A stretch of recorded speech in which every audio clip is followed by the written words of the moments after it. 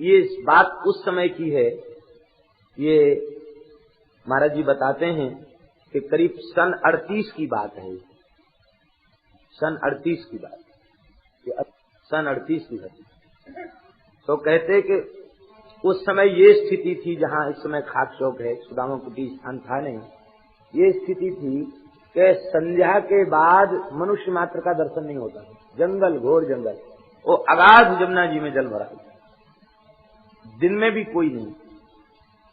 वहां 2 रुपया जब देहली पर ठाकुर जी की देखे तो बड़ा आश्चर्य हुआ। एक संत दामोदर दास जी रहते थे, उनसे पूछा, दामोदर दास तुम द्वार पर बैठे थे, अभी कौन भीतर घुसा मंदिर में पैसा चढ़ा के गया? बोले महाराज यहाँ तो चिड़िया भी नहीं आई, यहाँ कौन आया? और 2 रुपया देखकर महाराज जी कहते मन में आया कि ये 2 रुपए तो कोई चढ़ाता ही नहीं, आज जमाना बहुत सस्ता जमाना। अंत में ये समझ में आया कि अभी ठाकुर जी से कह के गए थे ना कि तुम्हें अन्न का भोग लगाना हो तो अपनी व्यवस्था करो, हम तो गऊ का दूध और दही का भोग लगा के मस्त रहेंगे, भजन करेंगे। तो ठाकुर जी ने 2 रुपया दिए। महाराज कहते हैं कि वो 2 रुपए जब हम लेकर अनाज मंडी में गए तो 2 रुपया में हमारा कुठार ठाकुर जी का भर गया, जो आज तक खाली नहीं हुआ। कहते थे कि जब जरूरत पड़ती है तो खाली होने के पहली वस्तु आ जाती है। 2 रुपए में कुठार भरा है, कहते थे 2 रुपए में कुठार भरा, अब तक कुठार भरा। तो ये बात बिल्कुल पक्की है। ठाकुर जी वस्तुतः भक्तों का भरण पोषण कहते कहते ऐसा करो तुम कुछ नहीं चाहिए तो हमको ही ले लो, अब हम ही तुम्हारी सेवा करेंगे।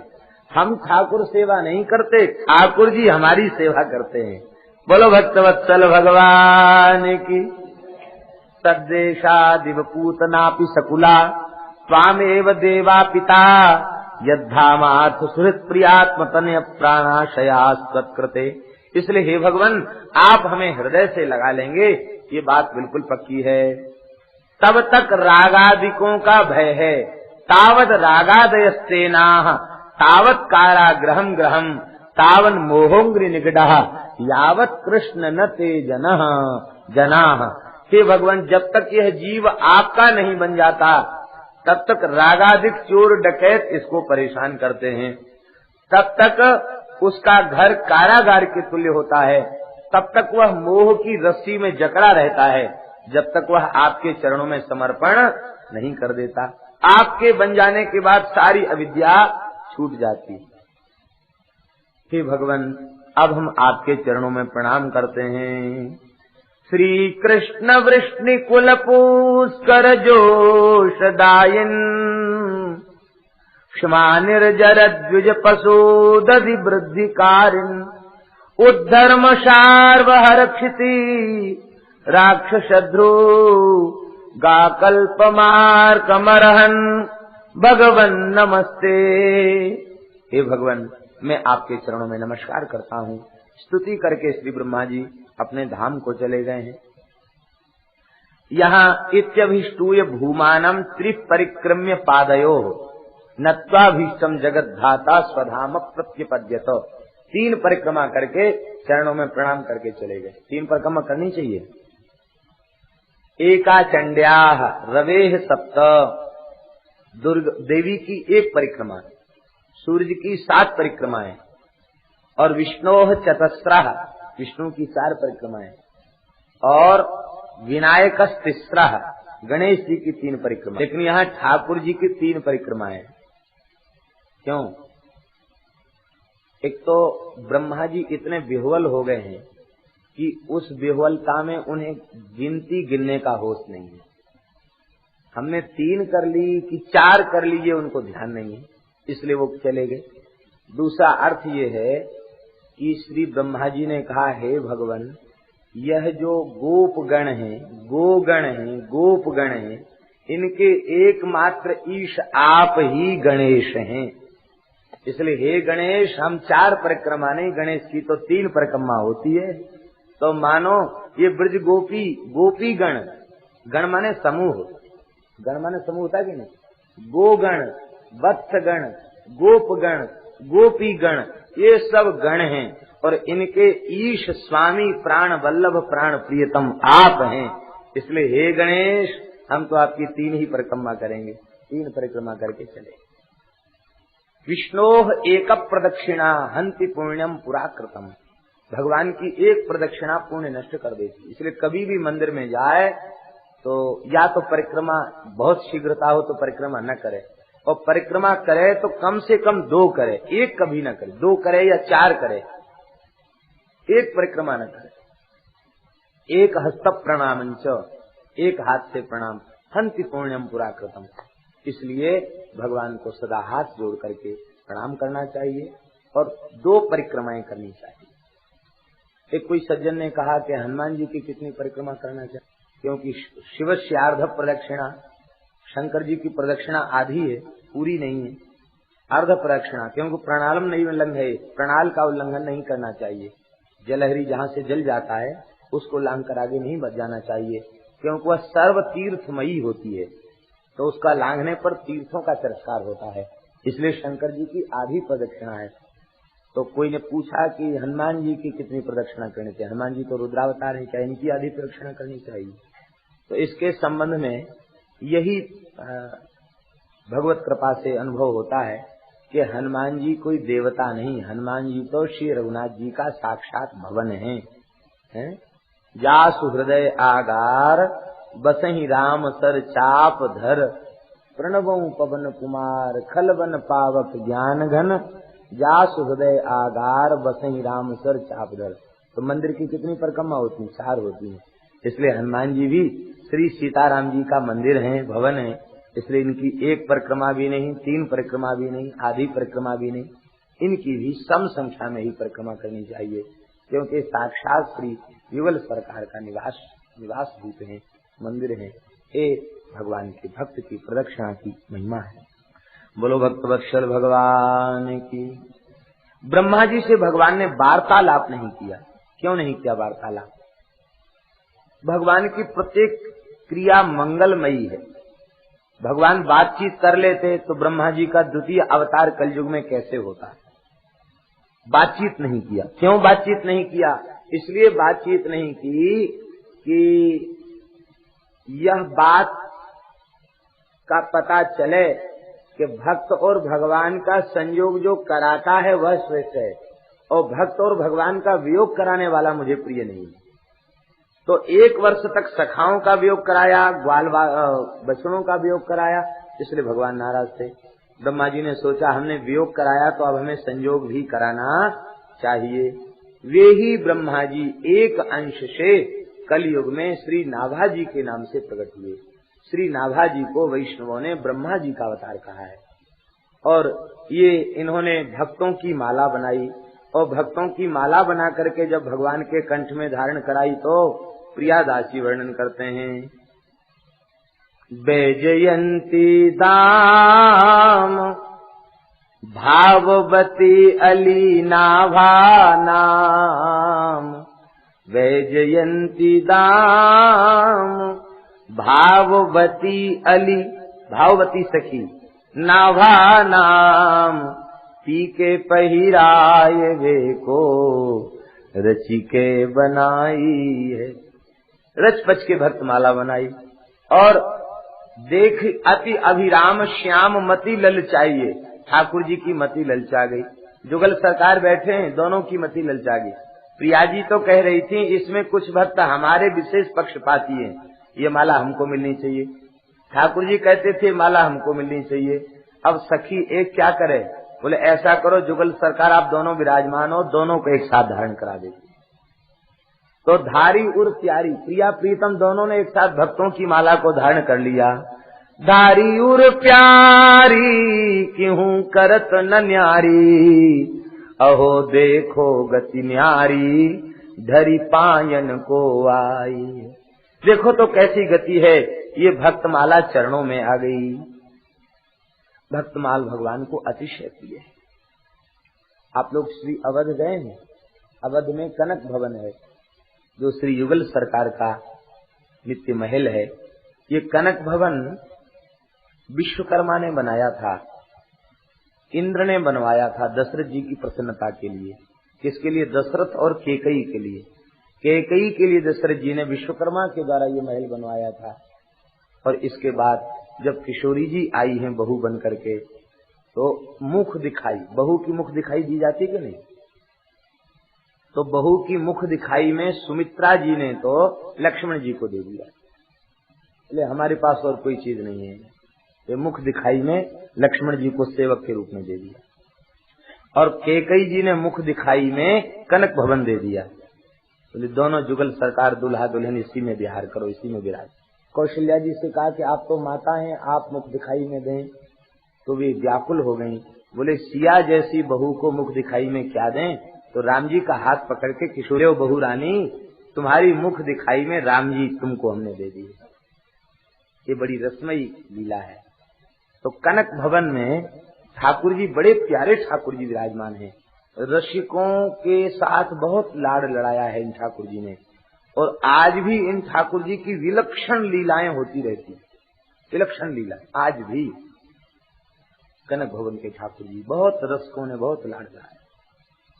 तो इनका जो शयन कुंज है ऊपर, उस शयन कुंज में भक्तमाल जी विराजमान है। क्यों? कहते एक बार ऐसी घटना घटी, ठाकुर जी को पुजारी ने शयन करा दिया और ठाकुर जी सो नहीं रहे थे। तो पुजारी रसिक थे, उन्होंने कहा प्रभु आप सो क्यों नहीं रहे? क्योंकि शयन कराने के बाद फिर मानसी में ध्यान करते हैं ठाकुर जी सोए। तो वो गए, बोले ठाकुर जी आप सोए क्यों नहीं? तो ठाकुर जी बोले कि बिना भक्तमाल के हमको नींद नहीं आती, कुंज में भक्तमाल पधराओ। तो कुंज में भक्तमाल, शयन के आसन पर भक्तमाल विराजमान है। कभी प्रिया जी एक चरित्र सुनाती हैं, तो कभी सरकार एक चरित्र सुनाते हैं, और किसी न किसी भक्त चरित्र को सुन करके ही ठाकुर जी शयन करते हैं। आज भी वहाँ भक्तमाल विराजमान। श्री प्रियादास जी महाराज ने कथा कही गोविंद देव जयपुर में। प्रियादास जी नहीं, प्रियादास जी के नाती चेला वैष्णव दास जी कथा कही गोविंद देव जी। तो कथा कह के फिर रामत के लिए चले गए। लौट के आए तो श्रोताओं से पूछा कि कहाँ तक भक्तमाल की कथा हुई थी। श्रोता तो बेचारे श्रोता ही होते हैं, उनको थोड़ी इतना ध्यान से वे सुनते हैं। सब चुप हो गए। तो श्री वैष्णव दास जी बोले कि जब कोई कथा नहीं सुना, किसी को इतना ही होश नहीं है कि कथा कहाँ तक हुई थी, तो ऐसे रसहीन श्रोताओं को हम भक्तमाल की कथा नहीं सुनाते। उन्होंने पोथी को बंद किया। तो भगवान गोविंद देव जी हुंकार करने लगे और कहा, राधा रमन पुजारी का नाम था, पुजारी से कहा राधा रमन पुजारी जी जाकर के महाराज जी से कहो कि इन लोगों ने नहीं सुनी कथा तो हमने तो सुनी है। रैदास जी का चरित्र हो चुका है, अब रैदास जी के चरित्र से आगे की कथा सुनते। भक्त चरित्र के श्रोता भगवान हैं। और देखिए, ये एकाध किसी ने हमसे कहा कि आप वर्तमान काल के संतों के बहुत से उदाहरण देते हैं, नाम सुनाते हैं, सत्य घटनाएं जो घटी हुई है उनको सुनाते हैं, कथा आपकी पीछे रह जाती है। देखो, कथा से जो साधन की प्रेरणा मिलेगी, उससे भी अधिक प्रेरणा उन संतों से मिलती है जो वर्तमान काल में भजन करके और जो आगे बढ़ रहे हैं। उनसे एक बल मिलता है, साधन का विश्वास होता है, आगे की गति होती है। और भक्त चरित्र भगवान को अतिशय प्रिय है। इसलिए भजन के मार्ग में लगे रहने वालों को संत चरित्र का श्रवण अवश्य करना चाहिए, भक्त चरित्र का श्रवण अवश्य करना चाहिए। बस बात इतनी है कि ये भक्त चरित्र के प्रधान श्रोता ठाकुर जी हैं। कुछ अति भक्ति के चरित्र हैं, वो चरित्र सामान्य जीव पचा नहीं सकते, इसके लिए कुछ उसमें मर्यादा भी है। लेकिन आगे भक्तमाल का जब आस्वादन करेगा तो वह परिपक्वता उसे प्राप्त हो जाएगी, और जब वह परिपक्वता उसे प्राप्त हो जाएगी तब भक्ति महारानी का स्वरूप समझ में आएगा। प्रियादास जी ने तो कहा, बिना भक्तमाल भक्ति रूप अति, बिना भक्तमाल के भक्ति का स्वरूप दूर नहीं, अति दूर है। भक्तमाल का तात्पर्य केवल भक्तमाल ग्रंथ से ही हम नहीं दे रहे हैं, भक्त चरित्र से। गीता प्रेस से भी बहुत से भक्त चरित्र प्रकाशित हैं, संतवाणी अंक प्रकाशित है, भक्त चरितांक प्रकाशित है, और भी छोटी छोटी भक्त महिलाओं की, भक्त बालकों की, भक्तों के चरित्र प्रकाशित हैं। तो इन भक्त चरित्रों को अवश्य ही लेना चाहिए, संग्रह करना चाहिए, और नित्य सत्संग के क्रम में इनको पढ़ना चाहिए। इनसे बहुत बड़ा बल मिलता है। और नाभा गोस्वामी कृत भक्तमाल ही एक अपूर्व ग्रंथ है, क्योंकि इसमें एक संत का अनुभव है, उन संत के शब्द हैं, उनकी वाणी है, जो विशेष भगवत प्रेम को जागृत करने वाली है, ऐसा विचार करके भक्तमाल ग्रंथ का आश्रय लेना चाहिए। श्री वृंदावन बिहारी लाल की। अब जो असली ग्वाल बाल थे उन्होंने आकर के अघासुर उद्धार की लीला अपने घरों में आकर के सुनाई। श्री सुखदेव जी वर्णन करते हैं, एवं बिहारैः कौमारैः कौमारं जहतुर्व्रजे नीलायनैः सेतुबन्धैः मरकटोत्प्लवनादिभिः। एक दिन प्रातः काल की बेला में ठाकुर जी रोए लग गए। बाबा ने मैया ने बहुत समझाया, ठाकुर जी रोना बंद नहीं कर रहे थे। एक ही हठ किए थे कि अब मैं बड़ो है चुको हूँ, अब मोई बछड़ा चराए वे में लाज आवे, अब मैं खूब माखन खाए खाए के मोटो है गयो हूँ, अब मैं गैया चराऊंगा। बाबा मैया कह रहे थे, कन्हैया अभी तेरे नेक नेक से हाथ पांव है और तू 1200 छोटो सो लाला है। भगवान की उम्र कितनी है? 6ठे वर्ष की आयु में प्रवेश हुआ, 5 साल के पूरे भय हैं। 6ठे वर्ष की आयु में प्रवेश हो गया। ठाकुर जी कहते कि मैं बहुत बड़ो है चुको हूँ, अब वो बछड़ा चरावे में लाज आवे, मैं गैया चराऊंगा। बाबा समझा रहे थे, मैया समझा रही थी, ठाकुर जी मान नहीं रहे थे। अंत में बाबा ने ठाकुर जी को बहकाने का प्रयत्न किया। बोले देखो ऐसा है कि हम लोग बिना पुरोहित जी की आज्ञा के कोई काम नहीं करते। पुरोहित जी शांडिली जी आएंगे, वे गोचारण का मुहूर्त देखेंगे और तब तुम गोचारण करना। ये कह ही रहे थे तब तक शांडिली जी आ गए भगवान के संकल्प से। बोले भैया ये तो बड़ो, हम तो सोचते थे कि बुलावे जाएंगे तब आवेंगे, ये पहली आ गए। और बोले कि कन्हैया कैसे रो रहे हो? तो सारी बात बताई कि तो गोचारण के लिए हट कर रहे हैं। तुरंत उन्होंने पंचांग देखा। बोले वाह, कन्हैया तो मुहूर्त देख के रोया है। आज कार्तिक शुक्ल पक्ष की अष्टमी तिथि है, गोपाष्टमी। आज से उत्तम गोचारण का कोई दूसरा मुहूर्त नहीं। गो माता का पूजन तो हो ही रहा है, आज ही गैया चरवाओ। अरे नंद बाबा बोले कि पुरोहित जी और श्री कृष्ण की लगता पुरानी कोई 60 गांठ है, पहली निश्चय करके आए, हम रोवेंगे और तुम आकर मुहूर्त बताना। बोलो वृंदावन बिहारी। ठाकुर जी की भक्तों की 60 गांठ रहती भी है, ये भी बात है। एक दूसरे के सारे पर ही काम करते हैं, लीला करते हैं। श्री ठाकुर जी ने गोचारण किया। श्री डोंगरे जी के मुख से एक भाव हमने सुना था। कहते कि मैया ने ठाकुर जी के सामने बढ़िया सुंदर मखमली जूती रख दी। कह लो कन्हैया इन्हें पहनो और गैया चराए भी जाओ। ठाकुर जी बोले कि मैया गौ माता हमारी इष्ट देवता है और इष्ट की पूजा जूता चप्पल पहन के नहीं होती, ये हमारी इष्ट देवता है। मैं इनकी सेवा करूंगा और नंगे पांव। मैया बोली तेरे पामन में कांटे कंकड़ लग जाएंगे। ठाकुर जी बोले कि इन गैयन के पामन में नहीं लगेंगे। यदि तू हमें जूती पहराए वो चाहे तो हमारी सबरी गैयन को पहले बढ़िया बढ़िया जूती बनवा और सबको जूती पहरा तब हम जाएंगे, नहीं तो हम नहीं जाएंगे। जूता नहीं पहनेंगे नहीं तो। मैया बोली कि कन्हैया गाय तो पशु होए, वे कहूँ जूता पहरे, जूता तो मनुष्य पहरे, पशु कहीं जूता पहरे, गाय तो पशु होए। इतना सुनते ही ठाकुर जी ने श्रृंगार बिगाड़ लिया और ठाकुर जी भूमि पर लौट कर रोने लग गए। हमारी इष्ट देवता को पशु क्यों कहा? इस प्रकरण को कह के डोंगरी जी एकदम गदगद विह्वल हो जाते थे। कहते थे हमारी इष्ट देवता को पशु क्यों कहा? बाल कृष्ण रोए वे लग गए ठाकुर। इतना रोए कि मैया ने कान पकड़ के कहा कि आज के बाद गौ को पशु नहीं कहूंगी। गाय पशु की आकृति में है किंतु गाय पशु नहीं है, गाय साक्षात भगवान का स्वरूप है। बोलो गौ माता की। भगवान ने गोचारण किया है। गाय के आगे आगे नहीं चलते, गाय के पीछे चलते हैं।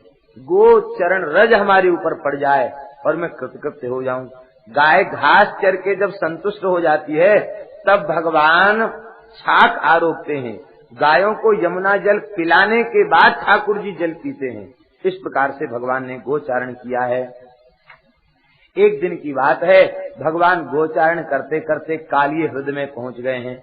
गायों ने, बालकों ने विषैला जल पिया, सबकी मृत्यु हो गई। भगवान तो समर्थ हैं, जो त्रिभुवन सक मारी जियाई, सबको मार करके जीवित रखने में भगवान समर्थ हैं। भगवान ने संकल्प किया, वे सब जीवित हो गए। और भगवान ने यमुना को विष से मुक्त करने का संकल्प किया। गेंद को भगवान ने यमुना जी में उछाल दिया।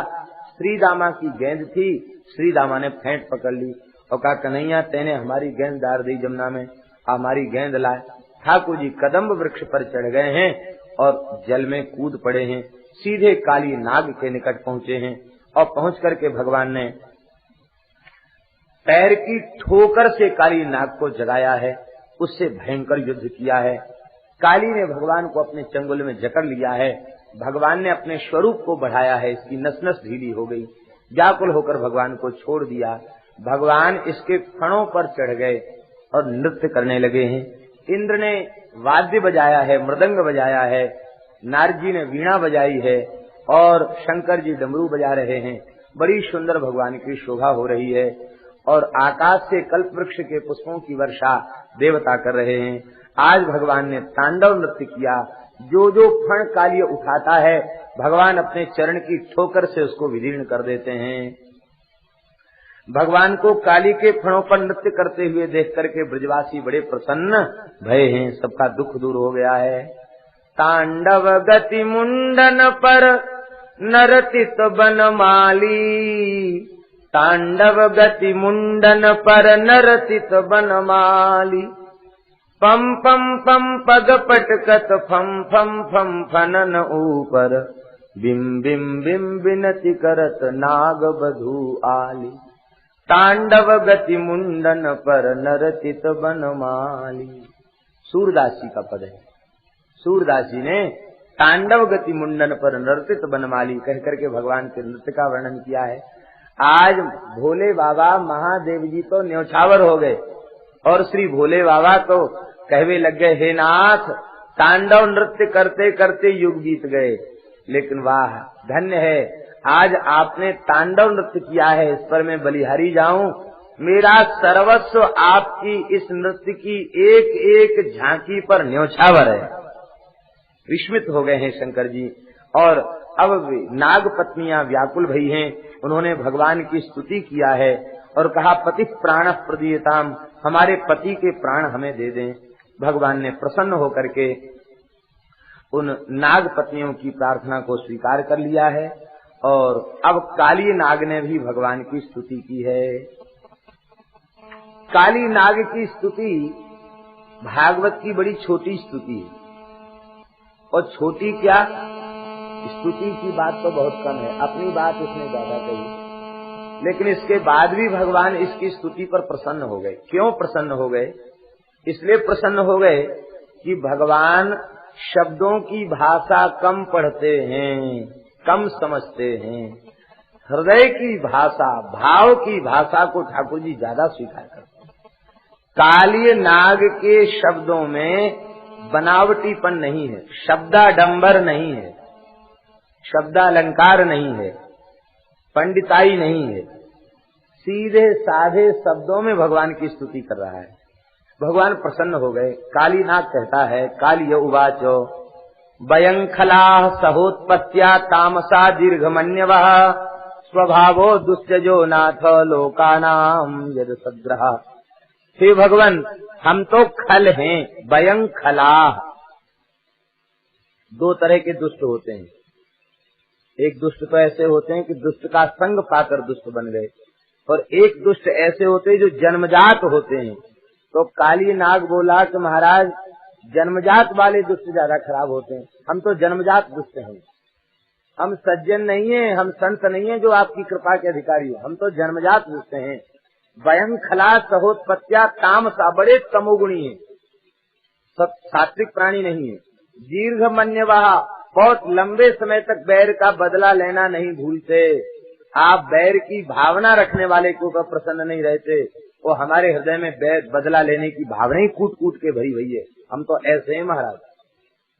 और हे भगवान, ये स्वभाव दुस्त्यज है, इस स्वभाव के कारण ही जीव संस्कृति के चक्र में पड़ा है। हे भगवान, हम स्वभाव नहीं छोड़ सकते। क्यों? बोले संत पुरुष अपने दुष्ट स्वभाव पर विजय प्राप्त कर लेते हैं और हम तो जन्मजात दुष्ट हैं। तो अब जो जन्मजात दुष्ट हो वो अपनी दुष्टता कैसे छोड़े? हमारे खून में दुष्टता भरी भई है, मैं दुष्टता नहीं छोड़ सकता। और भगवान इसके लिए हमें कोई ग्लानि भी नहीं है। आश्चर्य है, कहता है इसके लिए हमें कोई ग्लानि नहीं है। इसलिए ग्लानि नहीं है कि आपके द्वारा ये जगत बनाया गया, हमने तो संसार बनाया नहीं, संसार बनाया आपने। तो आपने बनाया तो अपनी इच्छा से बनाया, हमारी इच्छा से तो बनाया नहीं। आपने अपनी इच्छा से अपनी प्रसन्नता के लिए आपने जगत बनाया है। तो जो वस्तु वहाँ जहाँ आपने रखी है वह वस्तु वहीं रहेगी। जैसे कोई पंसारी अपनी दुकान में कहीं हल्दी रख ले, कहीं मिर्च रख ले, कहीं कोई धनिया रख ले, कहीं मिर्च रख ले, और जहाँ जिस खाने में हाथ डालेगा वही वस्तु उसे मिलेगी। ऐसे ही ये सारा जगत आपकी दुकान है। कहीं साधुता रखी, कहीं दुष्टता रखा था, विष भरा था, हमने सब विष आपके चरणों में भेंट कर दिया। आपने हमको तमोगुण दिया था, हमने सारा तमोगुण आपके चरणों में चढ़ा दिया। हे भगवान, अब हम कहाँ से अमृत लावें? हम तो विषैली। तो इसमें हमारा दोष नहीं है, ये तो आपकी लीला है। जो वस्तु हमको दी थी वो वस्तु हमने आपको दे दी। भगवान मुस्कुराने लग गए और भगवान से ये बोला कि महाराज, बड़े बड़े मुनि लोग आपकी माया को नहीं जीत सकते, हम तो तमोगुणी व्यक्ति, हम कैसे आपकी माया को जीत जाएंगे? अंतिम में तो स्पष्ट कह दिया, भगवान ही कारणम तत्र, मैं इसमें कारण नहीं हूँ, आप ही कारण है। जगत के कारण भी आप हैं, स्वभाव के कारण भी आप हैं, प्रकृति और पुरुष के कारण भी आप ही हैं। जब सबके कारण आप हैं तो हमारे दोष गुण दोष के कारण आप क्यों नहीं? सब आप ही हैं, हम अपने ऊपर कुछ नहीं लेते। बहुत चतुर भगत था भाई। भगवान ही कारणम तत्र, आप ही इसमें कारण है, मैं इसमें कारण नहीं हूँ। और हे भगवान, आप यह भी नहीं कह सकते कि मैं केवल भक्तों का स्वामी हूँ, शरणागतों का स्वामी हूँ, जनों का स्वामी हूँ, संत महात्माओं का स्वामी हूँ। आप यह नहीं कह सकते, क्योंकि यदि आप यह कहेंगे जगदीश्वर, आप तो जगत के ईश्वर हैं, और जगत में दुष्ट भी हैं, सज्जन भी हैं, पापी भी हैं, पुण्यात्मा भी हैं, अच्छे भी हैं, बुरे भी हैं। तो या तो आप ये कह दो कि हम जगदीश्वर नहीं हैं, ये आप कह नहीं सकते, क्योंकि आप हो जगदीश्वर। आप जगन्नाथ हो तो जगत में तो हम जैसे दुष्ट भी हैं, हमारे भी नाथ आप हो। हम बुरे से बुरे हैं तो भी आपके हैं, और भले से भले हैं तो भी आपके ही हैं। जो हम भले बुरे सो तेरे, जो हम बुरे भले सो तेरे, हम जैसे हैं आपके हैं। हे भगवान, इसलिए हम प्रार्थना भी नहीं करते कि आप हमारे ऊपर कृपा कीजिए। क्यों? कहते अनुग्रहम निग्रहम वा मन्य से तद विधेहिना, हमने अपने ऊपर कुछ नहीं रखा है। आप चाहो तो हमारे ऊपर कृपा करो, और आप चाहो तो हमें दंड दो, आपकी जो इच्छा हो सो करो। हमने अपनी बात बता दी कि हम आपके हैं, बस यही बात बता दो भगवान को कि अब जीवन में जो कुछ करना है वो आप करो, सब ठेका आपको। जब सौंप दिया सब भार तुम्हें, फिर मारो या तारो कहें हम क्या। जब सर्वस्व निवेदन कर दिया तो अब क्या बाकी बच गया? अब कुछ नहीं रह गया। हे नाथ, आप हमारे हैं, हम बुरे से बुरे हैं तो भी आपके ही हैं, और भले से भले हैं तो भी आपके हैं। अब आपकी जो मर्जी आवे सो करो, आप जिसमें प्रसन्न हो सो करें।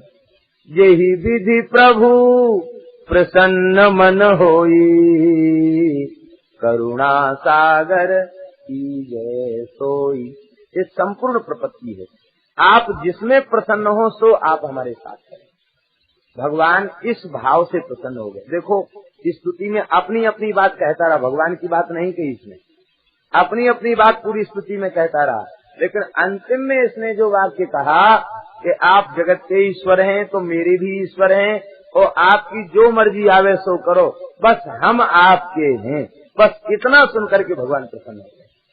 इसका तात्पर्य केवल भगवान यह सुनकर ही राजी होते हैं कि अब हम संसार के नहीं हैं, हे नाथ हम आपके थे, आपके हैं और आपके ही रहेंगे। आप ही हमारे थे, आप ही हमारे हैं और आप ही हमारे रहेंगे। इसलिए भगवान अब सर्वस्व आपके चरणों में न्यौछावर है, आप जो चाहें सो करें। प्रपत्ति का लक्षण क्या है? आचार्यों ने प्रपत्ति का लक्षण बताया। अचितवत पार्य तंत्रमेव प्रपत्ति ही, अचेतन पदार्थ के समान भगवत भागवत पार्य तंत्र को अंगीकार करना, यही है शरणागति, यही है प्रपत्ति। चेतन बनकर शरणागति नहीं। इसका तात्पर्य कि जैसे ये चद्दर है और चद्दर हमारे पास है, इसको हम कमर में लपेट ले तो ये नहीं कहेगा कि अरे भाई हमको कमर में क्यों लपेटते, कंधे पे डाले तो ये नहीं कहेगा कि हमको कंधे पे क्यों डाले, मत्था बांध ले तो उसको कोई अभिमान नहीं, क्योंकि यह उपभोक्ता के अधीन है। ऐसे ही भगवान भोक्ता हैं और हम भगवान के भोग्य हैं, भगवान के सब प्रकार से अधीन हैं। ये जैसे चाहें वैसे हमारा उपयोग कर लें। फिर शरणागत को अपने संबंध में चिंता का भी अधिकार नहीं है।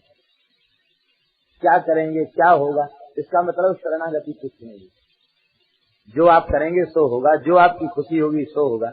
हम क्यों सोचें, हमें तो केवल आपकी ओर देखना है, आपका स्मरण करना है, आपकी कथा सुननी है, आपका नाम लेना है।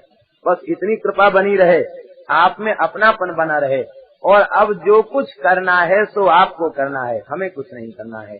इसी को प्रपत्ति कहते, शरणागति कहते हैं। भगवान इसके ऊपर प्रसन्न हो गए और भगवान ने कहा कि कालिए तुम यहाँ से चले जाओ, हमारी इस लीला का स्मरण जो करेंगे, तुम्हारे हमारे संवाद का स्मरण करेंगे, उनको नागों से भय नहीं रह जाएगा। तुम यहाँ से अपने निज निवास स्थान रमणक द्वीप चले जाओ। यह रमणक द्वीप की ओर चल पड़ा। ब्रज में एक कथा और प्रसिद्ध है, वो ये है कि जब ये रमणक द्वीप की ओर जाने लग गया और भगवान ने इसे आश्वासन दे दिया कि अब गरुड़ जी से भय नहीं है, क्योंकि मेरे चरण का चिन्ह तेरे मस्तक के ऊपर पड़ गया है, बन गया है, अब गरुड़ जी से तुम्हें भय नहीं।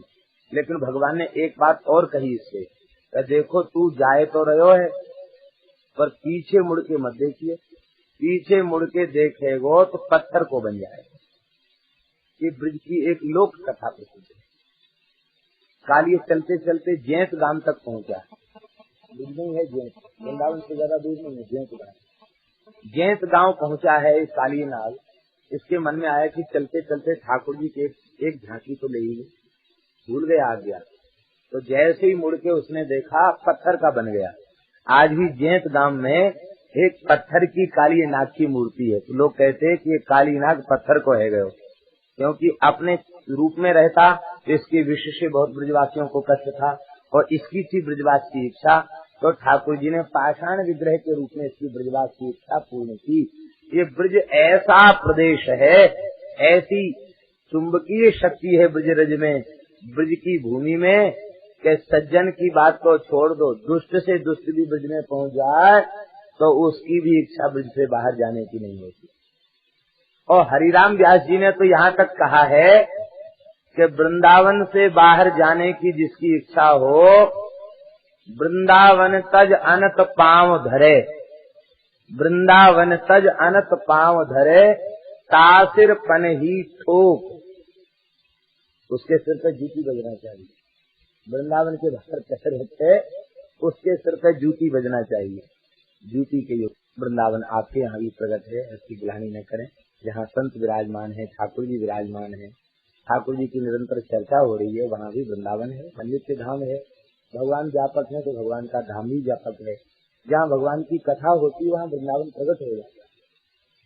लेकिन और अच्छा हो कि भौम धाम जो वृंदावन है, उससे मन भी न जाए, चित्तन भी न जाए, और शरीर भी वहाँ से बाहर न जाए। धाम वृंदावन।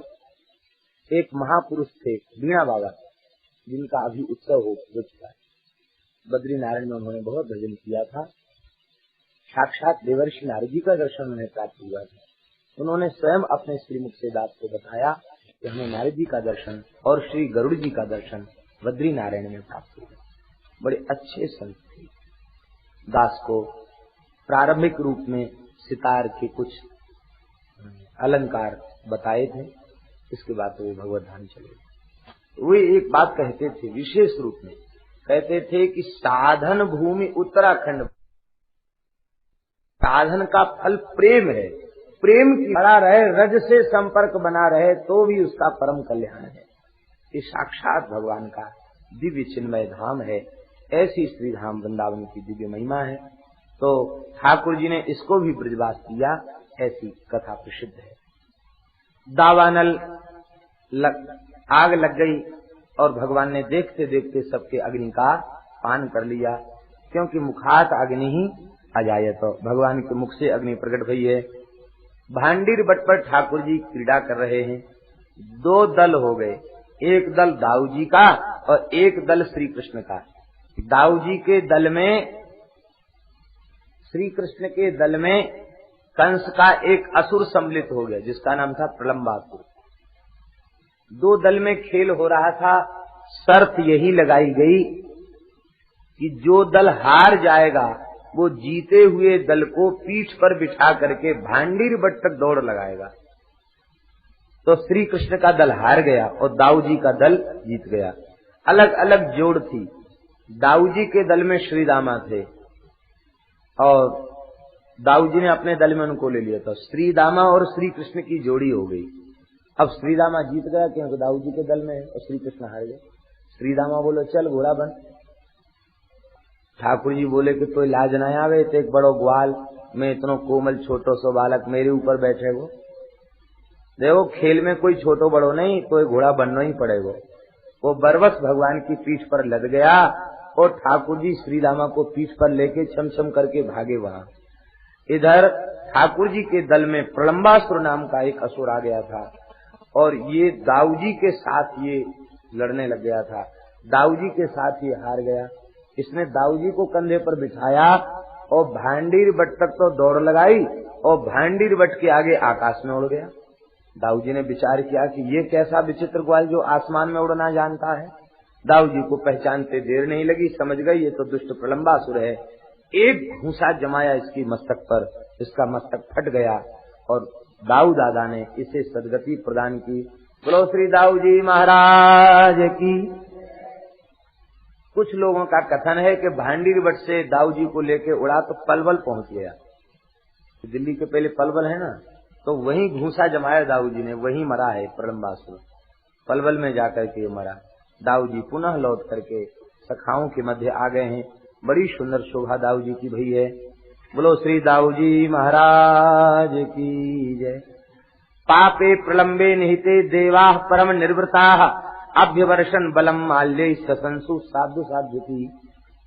देवताओं ने साधु साधु कह करके प्रशंसा की है। मुंजवन में भगवान गोचारण करने गए हैं और इसी बीच आग लग गई। भगवान ने कहा नेत्र बंद करो। सबने नेत्र बंद किए और भगवान ने अग्नि का पान कर लिया। एक बार आंख खोलकर और एक बार आंख बंद करवाकर अग्नि का पान किया। इसका तात्पर्य क्या है? भगवान ने यह बताया कि कई बार तो भक्त को पता ही नहीं चलता, परोक्ष में उसके संकट को मैं पी जाता हूँ, और कई बार भक्त के देखते देखते संकट को पी जाता हूँ। परोक्ष में भी और प्रत्यक्ष में भी मैं भक्त की विपत्ति का पान कर लेता हूँ। ये बताने के लिए भगवान ने एक बार आंख के सामने और एक बार आंख बंद करवा करके अग्नि का पान किया। दिव्य वर्षा होने लग गई और उस वर्षा को देख करके सबका हृदय आनंद में भर गया। भागवत जी का वर्षा ऋतु वर्णन और गोस्वामी तुलसीदास जी महाराज का रामचरितमानस का वर्षा ऋतु वर्णन दोनों एक है। ऐसे लगता मानो गोस्वामी जी ने भागवत के वर्षा ऋतु वर्णन को मानस जी में यथावत विराजमान कर दिया हो। निशा मुखेन खद्योता तमसा भांति न ग्रहा यथा पापे न पाखंडा नहीं वेदा कलो युगे। इसके संबंध में गोस्वामी जी ने कहा है, दम्भिन निजमत कल्प कर प्रकट किए बहुपंथ जिम पाखंड बाद से लुप्त हुए सदग्रंथ। गिरयो वर्षधाराश्च वर्षधाराविर हन्य माना न विद्यथु अभिभूय माना व्यसनैर यथा धोक्षज चेतसा। इस श्लोक का अर्थ गोस्वामी जी ने लिखा है, बोले बूंद अघात सहें गिरी कैसे, खल के वचन संत सहें जैसे। बिल्कुल हुबहू अनुवाद है। इधर श्लोक पढ़ो, उधर मानस जी में चौपाई पढ़ो, एक ही बात है।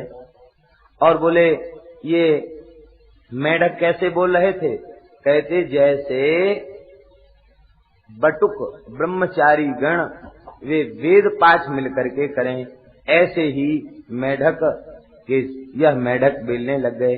ऐसी सुंदर इनकी शोभा हो गई। इस प्रकार से बड़ी सुंदर सुंदर उपमाएं दी हैं। वर्षा ऋतु को देख करके भगवान को अतिशय प्रसन्नता भई है। वर्षा ऋतु व्यतीत भई है और अब शरद ऋतु आई है। नदियों सरोवरों का जल स्वच्छ हो गया है और गोपियां भगवान के प्रेम में डूब करके वेणु गीत का वर्णन करती हैं। वरहा पीडम नटवर वपुः कर्णयो कर्णिकारम विव्रजवासः कनक कपिशम वैजयंतीं च मालाम् रंध्रान् वेणोरधर सुधया पूरयन् गोपवृन्दैः वृन्दारण्यम् स्वपदरमणम् प्राविशद गीत कीर्ति। बड़ा सुंदर मयूर पक्ष का मुकुट है, नटवर बपू हैं, कर्णयो कर्णिकारम कानों में कर्णिकार का पुष्प है, सुंदर वैजयंती माला पीतांबर झिलमिला रहा है और भगवान अपने अधर पर वेणु पधरा करके बजा रहे हैं। अपनी मस्तक को कुछ बाएं कंधे की ओर झुका करके, थोड़ी को कुछ दाहिनी ओर मोड़ करके भगवान बड़े प्रेम से वेणु वादन कर रहे हैं और ग्वाल बाल भगवान की जय जयकार कर रहे हैं, कीर्ति का भगवान की गायन कर रहे हैं। वैकुंठ से भी मनोहर जो वृंदावन, जिसको ब्रह्म का निरावर्त चरण कमल का स्पर्श प्राप्त है, ऐसे वृंदावन में भगवान विचरण कर रहे हैं। देखिए भगवान गोचारण करते हुए वंशी बजा रहे और गोपियां अपने घरों में बैठी हैं और वर्णन कैसे कर रही है? कल्पना वाला वर्णन नहीं है, वर्णन ऐसा हो रहा है कि प्रत्यक्ष आंखों देखा हाल सुना रही हो।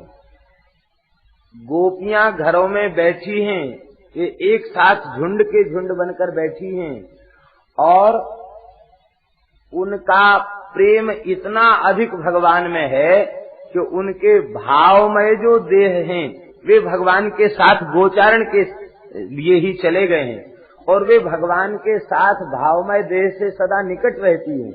और जब भगवान वेणु बजाते हैं तो उस वेणु का श्रवण करती हैं, झांकी का दर्शन करती हैं और अपने उन भावमय देहों से लीलाओं का वर्णन करती हैं।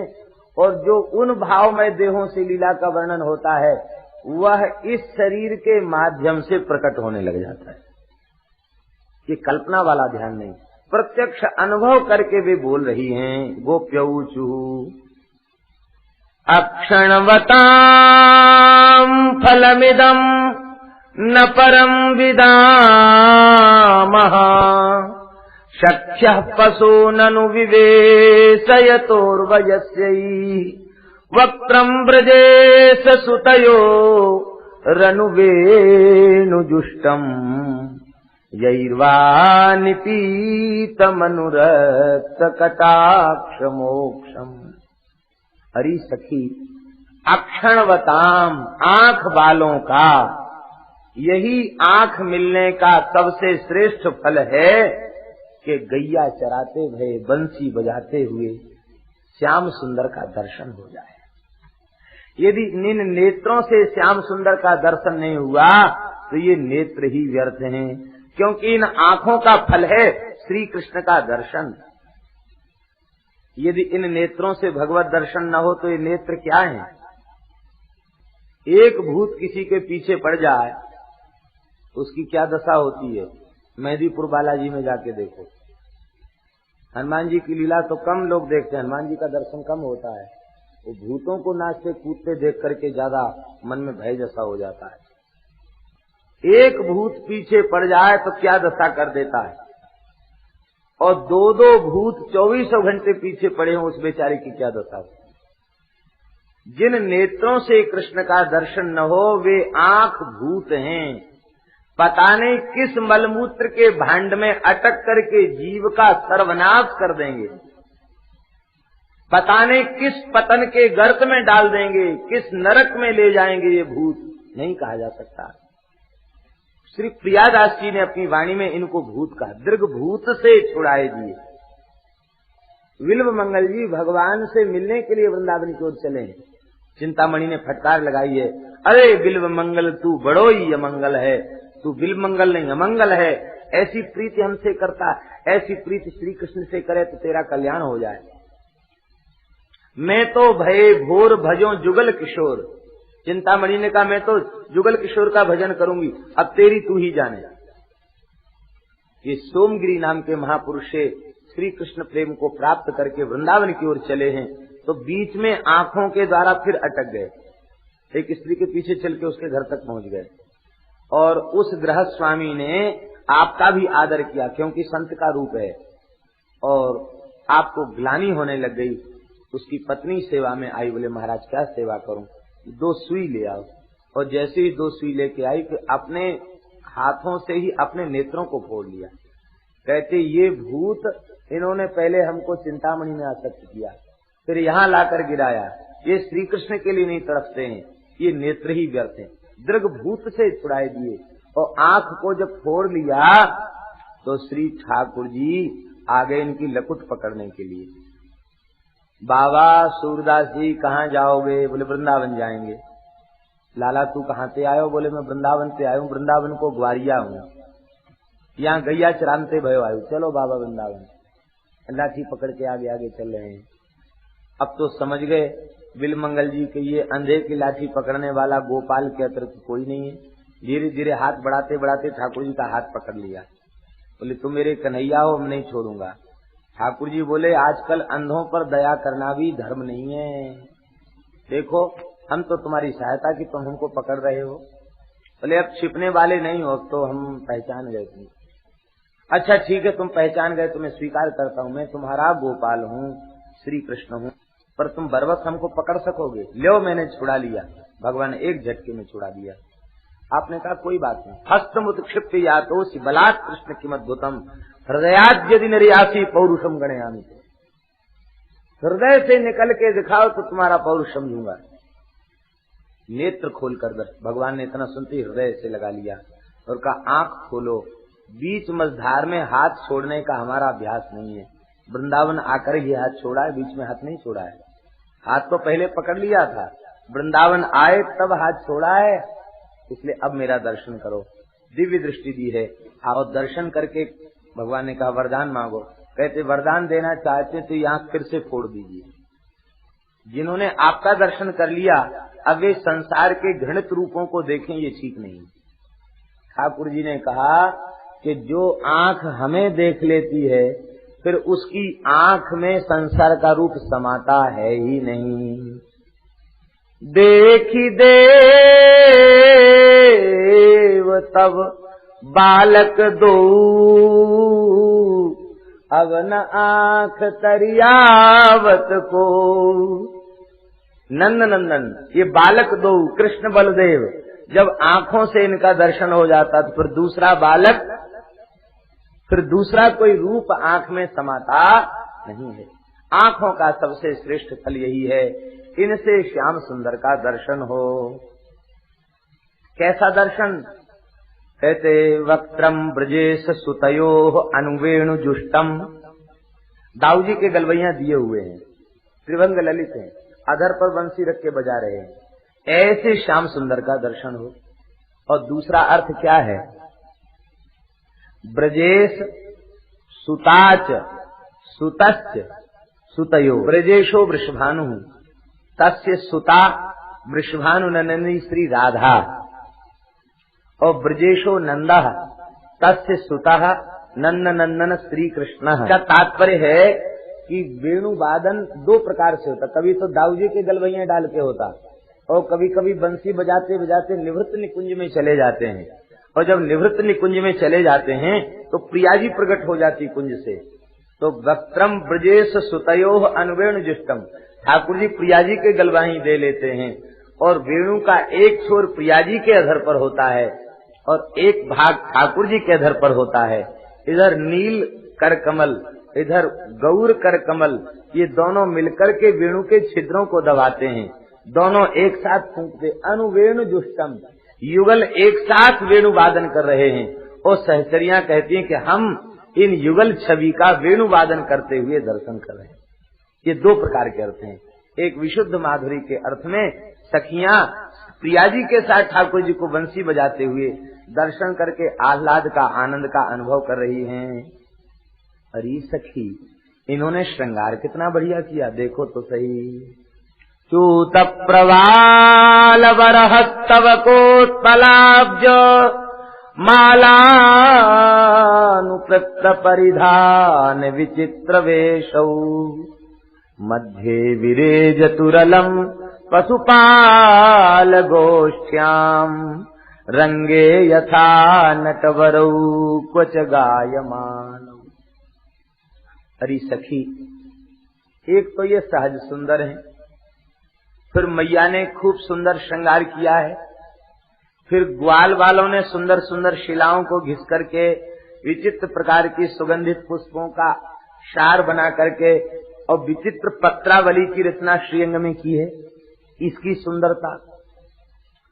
फिर इन ग्वाल वालों ने कितना सजाया, चूतप प्रबाल, आम की बौर, आम के जो बौर हैं उनसे, लाल लाल पल्लवों से, कमल के गुच्छे सुंदर सुंदर गूंथे हैं और घुंघराले केसों में रंग बिरंगे पुष्पों को गूंथा गया है। बड़ी सुंदर मालानुप्रक्त परिधान विचित्र वेशौ, मालानुप्रक्त, मालाओं से लदे हुए हैं। माला कई तरह की माला, एक कंठ का पुष्पहार, फिर छाती के हार को चंद्रहार कहते हैं, फिर कटी तक पहुंचने वाले को कटिहार कहते हैं और चरण तक पहुंचने वाली जो माला है उसको कहते हैं वैजयंती। यहाँ तक पुष्पों से श्रृंगार है, पुष्पों के बाजूबंद हैं, बड़ी सुंदर इनकी शोभा हो रही है। परिधान विचित्र वेशौ, इतने विचित्र वेश हैं, कहते सखाओं ने बड़े सुंदर सुंदर पुष्पों के ही पटका बनाए हैं, पुष्पों की ही पोशाक बनाई है, पुष्पों के ही मुकुट आदि बनाए हैं, उनसे बड़ी विचित्र इनकी शोभा लग रही है। ऐसे लगता है मानो यह ब्रजमंडल इनका लीला विलास मंच हो और ये दोनों नटवर हो। दो अर्थ हैं, नटवरौ कृष्ण बलदेवौ अथवा नटवरौ श्री राधिका कृष्णौ, दोनों। क्वच गायमानौ, बड़ी सुंदर इनकी शोभा हो जाती है। मध्ये विरेज तुरलम पशुपाल गोष्ठ्याम रंगे यथा नटवरौ क्वच गायमानौ। तिरछी चितवन से हमारी ओर देख रहे हों और उस समय इनकी कैसी अद्भुत शोभा होती है। अरे सखी, इस वेणु ने कौन सा ऐसा पुण्य किया था जो श्याम सुंदर के अधरों से सतत लगी रहती है, इसने कौन सा ऐसा पुण्य किया था।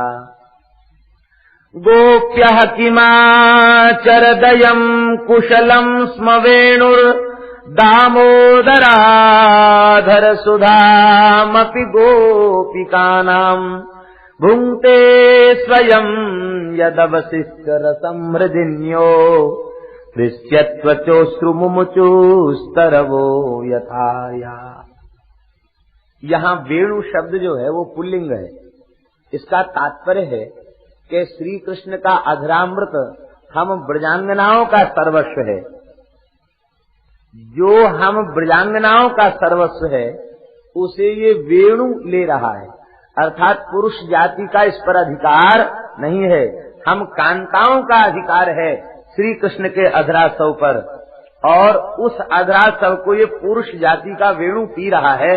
इसका तात्पर्य है कि ये अनधिकार चेष्टा कर रहा है, और जब यह अनधिकार चेष्टा कर रहा है, ये अपने अधिकार का अतिक्रमण कर रहा है, इसे निश्चित ही दंड दिया जाना चाहिए।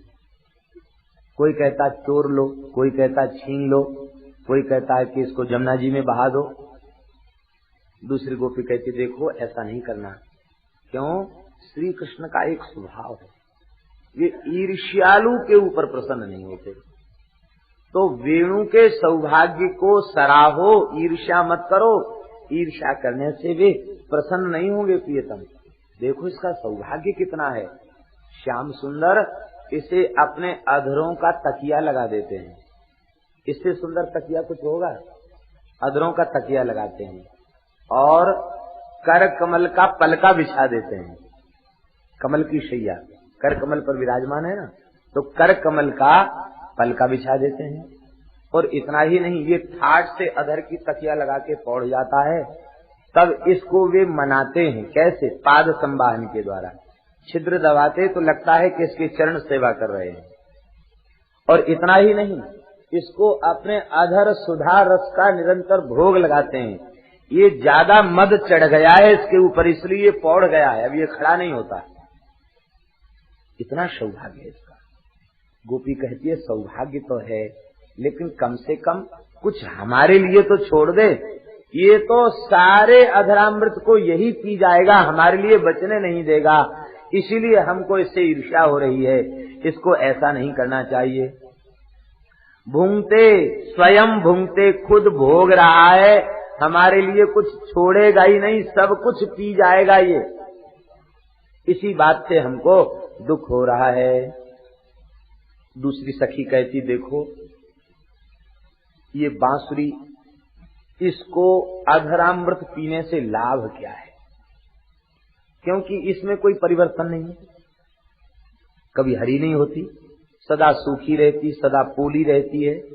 अरे जब यह श्याम सुंदर अधरामृत से परिपूरित करते हैं इस वेणु को, और वेणु की स्वर लहरी जब प्रकट होती है तो हमारे चूल्हे में जलती हुई लकड़ियां गीली हो जाती हैं। उन सूखे काष्ठों में, जलते हुए काष्ठों में रस का संचार हो जाता है। इसलिए गोपियों ने तो यहाँ तक कहा मुरहर रंधन समये माकुर मुरली रवम। तुम वेणु बजाओ लेकिन रोटी बनाते समय वेणु मत बजाओ।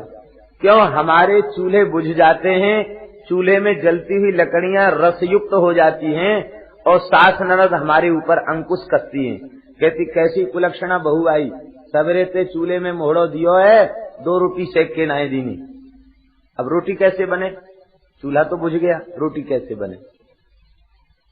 तो जब जलता हुआ काष्ठ हरा हो जाता, उसमें रस का संचार हो जाता, तो ये तो साक्षात अधरामृत पीती है। इसको तो और अधिक हरा भरा हो जाना चाहिए। इसको कोई लाभ नहीं है इनके अधरामृत पीने का। दूसरी गोपी कहती है देखो यही तो विशेषता है इसमें, ये प्रेम को संगोपन करना जानती है, अपने में ही प्रेम को पचा लेती है। ये जो अपने में प्रेम को पचा लेते हैं, श्याम सुंदर उनके ऊपर रीझ जाते हैं। सबसे पहली बात क्या है, ये पोली है भीतर से, भीतर इसने कुछ नहीं रखा है। जिनके भीतर कुछ नहीं होता उनको ये रस मिलता है, और तमाम कचरा काम क्रोध का विद्या का भरा हुआ है, तो ये रस कैसे मिलेगा? इसने पहले अपने आप को खाली कर दिया, कुछ अपने भीतर रखा नहीं है, पोली हो गई। और इसके बाद यह रस को पचा जाती है, क्योंकि यदि यह रस को न पचावेगी तो ये हरी हो जाएगी, फिर तो बांस हो जाएगा। तो बांस का डंडा मानकर श्री कृष्ण इसको फेंक ही देंगे, फिर अधर सुधा रस पान का अवसर इसे नहीं मिलेगा। तो इसलिए यह अपने प्रेम को अपने भीतर पचा जाती है। अधर सुधा रस को पीने के बाद भी बाहर प्रकट नहीं होने देती है, सबको व्याकुल कर देती है, लेकिन खुद व्याकुल नहीं होती। ऐसी जो बंसी है, इसीलिए तो श्याम सुंदर इसको अधरों से लगाते हैं। एक गोपी कहती और भी कारण है। क्या? बोले भगवान तितिक्षा से रीझते हैं। संत का सबसे पहला लक्षण क्या है? तितिक्षव कारुणिका सुहृद सर्वदेही नाम।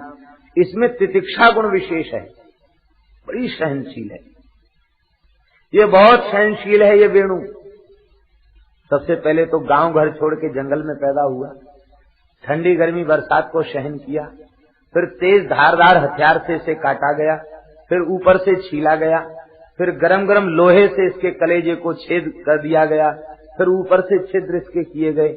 इतनी यातना सहने के बाद भी इसने आह तक नहीं किया। इसकी तितिक्षा पर सखी रीझ गए हैं श्याम सुंदर, इसलिए इसको अपने अधर से लगाते हैं। गोपियां उपदेश भी कर रही हैं कि जिसमें ऐसी तितिक्षा हो उसे ठाकुर जी अपना रस प्रदान करते हैं, वह इस रस को प्राप्त करता है। हरी सखी यह भले ही अपने में प्रभाव न दिखा रही हो, लेकिन इसके सौभाग्य को देखकर इसके जाति भाई जो प्रकृति के लता पता द्रुमबेली हैं अथवा सरोवरों में कमल हैं, ये खिल रहे हैं, लताएं खिल रही हैं, पुष्प खिल रहे हैं, ये यह बता रहे हैं कि निश्चित ही यह वेणु के सौभाग्य को देख करके यह ऐसे कर रहे हैं।